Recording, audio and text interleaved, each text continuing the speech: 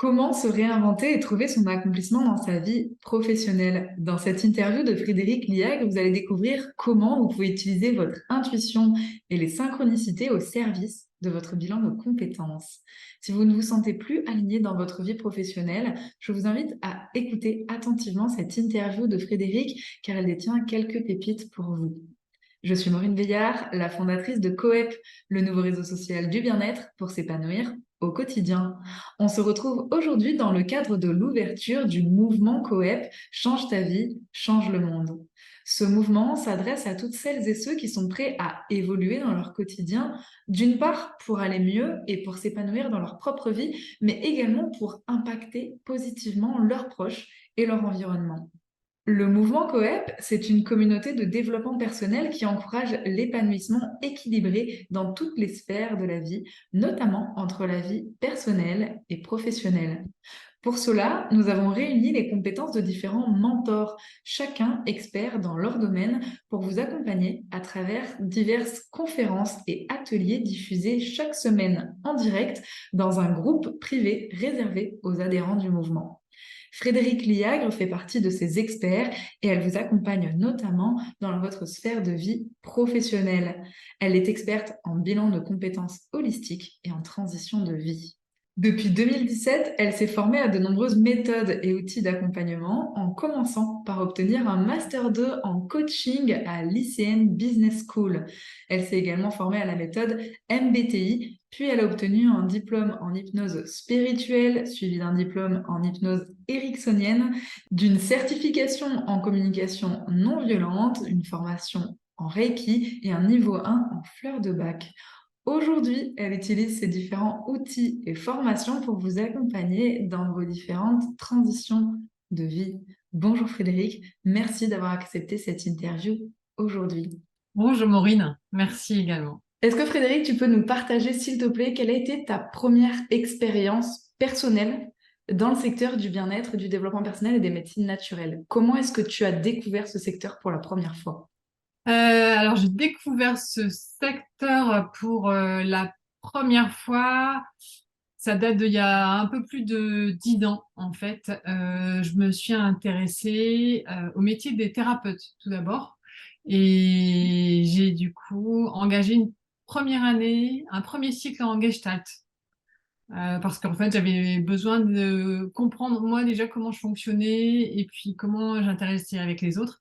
Notamment parce que dans le cadre du travail, je me retrouvais dans des situations compliquées. Et malgré les formations que je pouvais avoir en tant que manager, en fait, j'ai trouvé pas mon compte, en fait. Donc, c'était suite à des situations compliquées dans ta vie professionnelle que Ouais. tu as été chercher directement une formation. C'est le premier pas que tu as fait dans le secteur du bien-être et du développement personnel, ça a été Alors, directement te former. non, alors c'est pas tout à fait ça non plus, parce qu'en fait, depuis longtemps, on va dire, en filigrane dans ma vie perso aussi, je m'étais intéressée aussi à des personnes en fait qui amenaient beaucoup de contenu là-dessus, et notamment Jacques Salomé. En fait, quand j'ai eu mon premier enfant, je cherchais aussi un moyen d'aller au contact de mon enfant et en essayant de faire le moins d'erreurs, quoi. On se fait toujours la pression quand on est parent. Et Jacques Salomé, j'ai trouvé top dans sa façon d'aborder en fait voilà, justement le lien, la communication. Et par extension, après, à partir de ça, en fait, j'ai continué à lire des bouquins. Même en termes de soins, je me suis tournée vers l'homéopathie très tôt aussi. Et ça aussi, c'est grâce à mes enfants, parce que je voulais pas les bourrer de médicaments, enfin, même si ça sert parfois, mais voilà. Donc voilà, ça a été vraiment, en fait, clairement, avec l'arrivée de mes enfants, il y a eu pour moi une prise de conscience importante en me disant, mais je veux réussir à la fois leur éducation et réussir ma vie de parent. Et ça s'est entrechoqué aussi parfois avec des situations que je vis dans le pro, quoi. Donc, du coup, d'où après cette orientation vers une formation. Ok, donc ça, c'était il y a plus de 10 ans, la naissance de tes Ouais, enfants. même ça, non, non, même ça, c'est 20 ans, plus de Ok. 20 ans. Donc d'avoir un premier intérêt au niveau vie perso pour les enfants, pour l'éducation, pour prendre soin de leur santé. Et Ouais. ensuite, quand tu as rencontré des difficultés au niveau professionnel, du coup, tu t'es tourné vers une recherche de... Donc c'était une formation complémentaire. Quelle est ta vie d'avant, en fait, avant de devenir coach?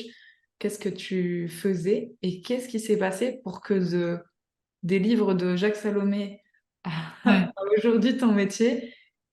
Qu'est-ce qui s'est passé pour que tu proposes aussi tes compétences à ton tour? Dans ma vie pro, avant, j'étais, alors ça peut paraître assez loin, hein, j'étais directrice de collection ou on va dire directrice de l'offre, ça dépend des entreprises dans lesquelles j'étais, dans la mode et la déco. Et en fait, souvent, alors j'ai souvent changé d'entreprise parce que voilà, j'avais la chance, on venait me chercher, soit de changement de business model, soit de difficultés de chiffres, soit du travail à accomplir sur l'écriture de la marque, des collections, etc.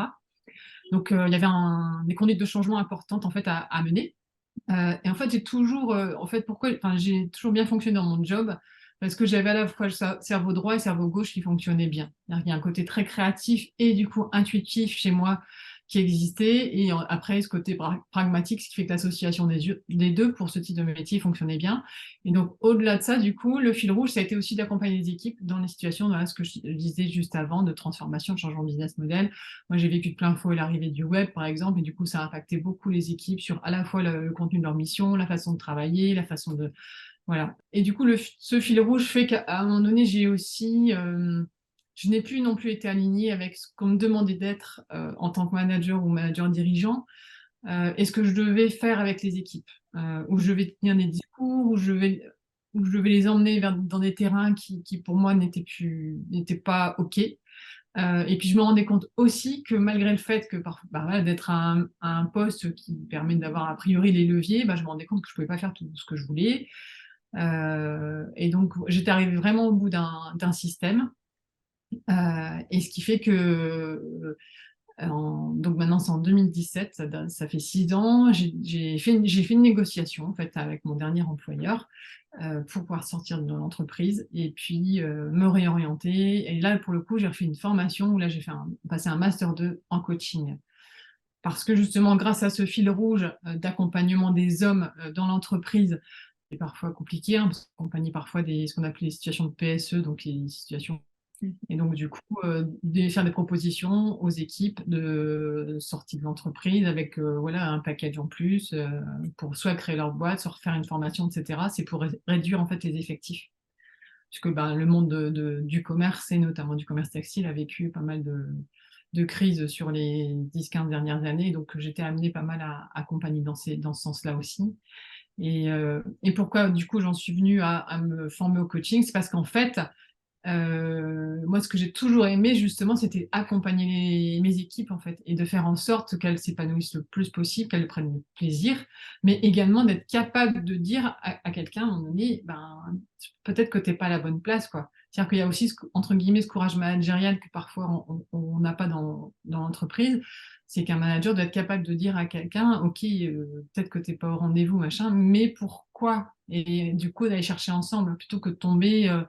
d'être en mode sanction. C'est pas une sanction, c'est que quand on n'est pas à sa place, forcément on est moins bon.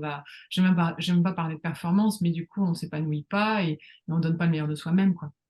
Et donc, Ouais, d'où le fait d'être passé en fait toi-même par ce besoin de te réaligner dans ta vie ouais, professionnelle et ouais, aujourd'hui de tout à proposer cet accompagnement. Donc, un fait. Ouais. master 2 en coaching, qu'est-ce qui s'est passé par la suite? Est-ce que tu as d'autres formations? Est-ce que tu as commencé à accompagner? Qu'est-ce que tu accompagnes aujourd'hui d'ailleurs et à faire quoi? Du coup, oui. Alors, une fois qu'on met le pied, ce que j'ai toujours dans ce type de métier d'accompagnement, et puis moi, c'est en lien aussi avec qui je suis profondément, c'est que j'ai continué à me former.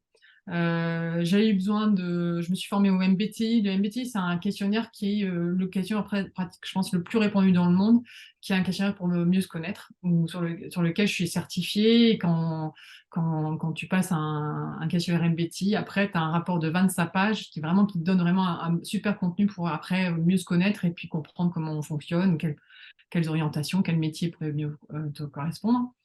Ensuite, je me suis formée aussi à toute l'approche équipe, qui est peut-être un peu moins là ici le sujet, mais en tout cas l'accompagnement équipe au travers de la facilitation, l'intelligence collective, parce que c'est aussi un besoin qui pouvait apparaître aussi dans les entreprises. Et après, en fait, au fil de l'eau, voilà, la communication non violente pour se connaître, se connecter à ses émotions et de comprendre derrière l'émotion, en fait, il y a un besoin. Et ce fameux besoin, il apparaît aussi clairement quand on fait tout le process et tout le chemin pour aller faire ce bilan pro, bilan de vie ou transition de vie, on peut l'appeler comme on le veut. Et ensuite, plus récemment, l'hypnothérapie. Car l'hypnose en fait permet aussi, alors, pareil en séance, si la personne que j'accompagne, je sens qu'il y a une ouverture là-dessus, j'ai des petits protocoles d'hypnose qui peuvent permettre d'aller un peu plus loin dans le lâcher prise, dans l'ouverture, parce qu'il y a tellement de croyances limitantes, il y a tellement de blocages qui sont amenés par l'éducation, par notre environnement culturel, social, etc., qui fait que parfois l'hypnose, ben, ça va être le petit truc en plus qui permet de lâcher en fait. Super, magnifique. Est-ce que tu peux nous parler des bilans de compétences? Qu'est-ce que c'est? À quoi ça correspond? Est-ce que c'est réglementé, pas réglementé? Comment ça se passe? Bon, la situation dans laquelle faire un bilan de compétences, je pense qu'on est tous plus ou moins au clair avec ça, sur le fait que c'est un moment où on se sent pas bien dans sa vie pro, et donc on veut vérifier en fait si on est bien fait pour le poste où on est. C'est bien ça? Ouais. Ben, en fait, alors bilan pro, effectivement, il y a un petit côté assez formaté qui permet notamment pour certains organismes et pour certains individus de se servir de son compte CPF, hein, qui sont des droits à la formation que chaque individu a et qu'on peut faire du coup via des organismes de formation. Mais donc, il y a un côté très formaté où on va aller effectivement identifier les compétences et les expériences, les réalisations que la personne a faites. Après, on va dire chaque personne qui accompagne au bilan de compétences a sa personnalité. Mais donc, du coup, il y a ce côté en amont, on va dire, voilà, de retranscrire voilà, tout le parcours. Il y a aussi la possibilité d'aller plus en profondeur via des questionnaires comme moi, par exemple, j'ai le MBTI. Je me sers aussi du DISC, qui est aussi un autre type de questionnaire. Je vais aller travailler sur les valeurs. Je vais parfois proposer également ce que j'appelle un 360. Donc un 360, c'est l'opportunité d'aller interroger des personnes qui vont te connaître à la fois dans le parcours pro, dans le parcours perso. Là, c'est pareil, je mets en place ça avec mon client en allant chercher les questions sur lesquelles en fait le client souhaite avoir des réponses, puisqu'en fait les personnes interrogées répondent de façon anonyme. Donc ça peut être c'est vraiment ce que je dis souvent, c'est des petits bonbons quoi, ce qu'on reçoit suite à ce 360 parce que vous recevez en fait des infos sur ce que vous êtes, comment vous êtes perçu, ce que les gens sont capables comment ils peuvent vous projeter sur des métiers peut-être auxquels vous n'aviez pas pensé.